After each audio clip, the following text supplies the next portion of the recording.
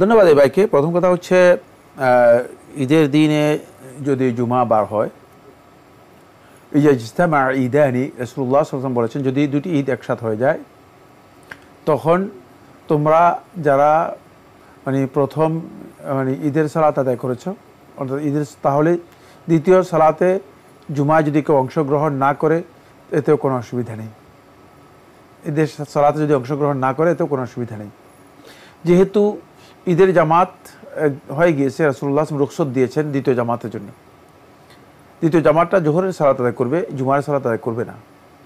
এটাই সহিহ হাদিস দ্বারা প্রমাণিত হয়েছে। এই কারণে সেখানে জুমার সালাত কোথাও কোথাও মসজিদে আদায় হয়, আবার কোথাও কোথাও জোহরের সালাত আদায় হয়ে থাকে। যে সমস্ত মসজিদগুলোতে জুমা হয় না সেগুলোতে জোহর হয়, আর যে সমস্ত মসজিদে জুমা হয় সেখানে অবশ্যই জুমা হবে, কিন্তু এখতিয়ার থাকবে। মানুষ ইচ্ছা করলে জোহর আদায় করতে পারবে, মানুষ ইচ্ছা করলে জুমা আদায় করতে পারবে। তবে ইমাম যিনি আছেন ইমাম জুমা আদায় করবেন, ইমাম জুমা আদায় করবেন, যেহেতু রাসূলুল্লাহ সাল্লাল্লাহু আলাইহি ওয়াসাল্লাম এই এখতিয়ারটুকু দিয়েছেন।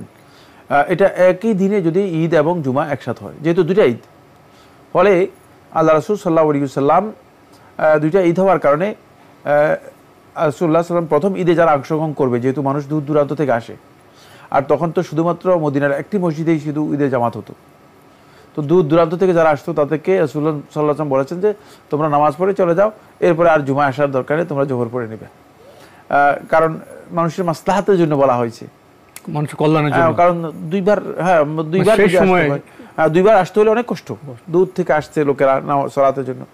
ঠিক এখনো এই অনুমোদনটুকু আছে, যারা দূর দূরান্ত থেকে আসবে তারা জোহরের সালাত আদায় করবে, তারা জুমা আদায় করতে না চাইলে আদায় করবে না। কিন্তু যদি শহরের ভিতরে একেবারে কাছে থাকে, ইমাম জুমার আজান হবে, জুমার সালাত হবে, ইমাম সালাতে অংশগ্রহণ করবেন, যারা জুমার সালাতে অংশগ্রহণ করতে চান তারা অংশগ্রহণ করবেন, আর যারা জোহরের সালাত আদায় করতে চান তারা জোহরের সালাত আদায় করবেন। আরও একটি ইমেল পাঠিয়েছেন এসএম রাকিবুল হাসান রাকিব, এটা আপনার আগের ইমেল, কিছু প্রশ্ন রয়ে গিয়েছিল। 4 নম্বর প্রশ্নে আপনি লিখেছেন বাল্যবিবাহ সম্পর্কে ইসলাম কি বলে? মেয়েদের কত বছর বয়সে বিয়ে দেওয়া উচিত? ছেলেদের কত বছর বয়সে বিয়ে করা বা করানো উচিত?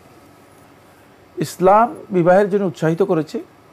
ছেলে এবং মেয়ে যখন উপযুক্ত হবে, বিবাহের উপযুক্ত হবে, স্বাভাবিক কথায় বিবাহের একটা বয়স আছে, সে বিবাহের যখন উপযুক্ত হবে তখন তাদেরকে বিয়ে দেয়া, বিয়ে করানো দুইটাই ইসলামের শরীয়তে অনুমোদিত বিষয়, এবং ইসলাম এটা উদ্বুদ্ধ করেছে যত দ্রুত বিয়ের ব্যবস্থা যখন বালেগ হবে। বালেগ হবে।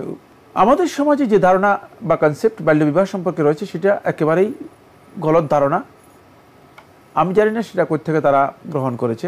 সেটা হলো এই, মেয়েদেরকে 18 বছরের আগে যদি বিয়ে দেওয়া হয়, যদিও প্রাপ্তবয়স্ক হয়ে যায়, যদিও বিয়ের বয়স হয়ে যায়, তারপরেও সেটাকে বাল্যবিবাহ হিসেবে ধরা হয়ে থাকে, এটা গলত।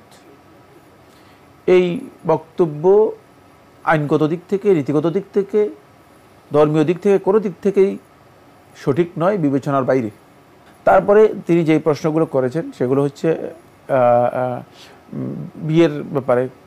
ছেলেদের কত বছর বয়সে বিয়ে করা বা করানো উচিত? এর জন্য বয়স নির্দিষ্ট নেই, বয়স ইসলাম বয়স নির্দিষ্ট করে নাই। বয়স নেই, মানে উপযুক্ত হওয়া হচ্ছে এখানে ইম্পর্টেন্ট। দ্বিতীয় নম্বর বিষয় হচ্ছে উপযুক্ততার সাথে তার ছেলেদের জন্য তার আর্থিক সামর্থ্যের বিষয়টিও গুরুত্বপূর্ণ।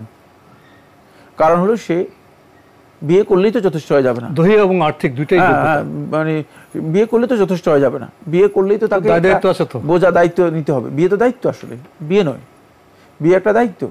সুতরাং এই দায়িত্ব নেওয়ার আগে তাকে এটাও কনফার্ম হতে হবে যে সে এই দায়িত্ব গ্রহণ করার মতো তার সামর্থ্য, আর্থিক সামর্থ্য আছে কিনা। ছেলেদের ক্ষেত্রে অবশ্যই আর্থিক সামর্থ্যের বিষয়টি বিবেচনায় রাখতে হবে। এটা মেয়েদের জন্য প্রযোজ্য নয়, কারণ মেয়েদের আর্থিক সামর্থ্যের বিষয়টি প্রযোজ্য নয়। ইসলাম মেয়েদের আর্থিক সামর্থ্যকে গুরুত্ব দেয়নি।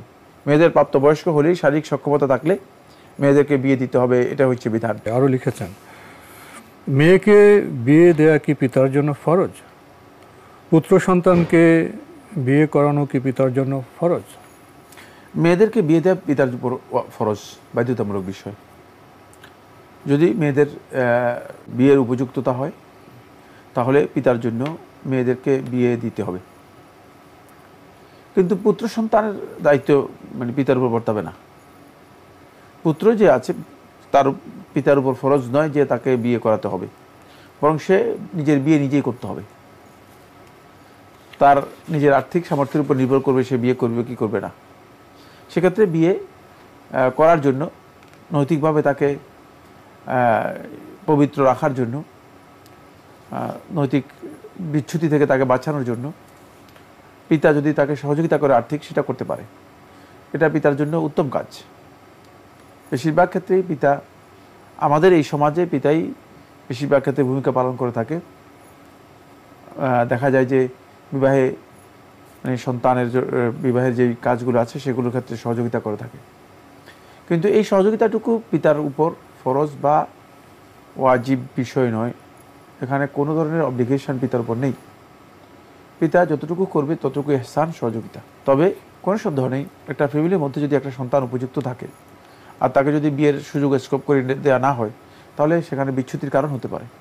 এক্ষেত্রে এই বিচ্যুতি থেকে বাঁচানোর জন্য বা নৈতিকভাবে পদস্খলন থেকে তাকে রক্ষা করার জন্য পিতা সহযোগিতা করাটা এটা উত্তম কাজ করে।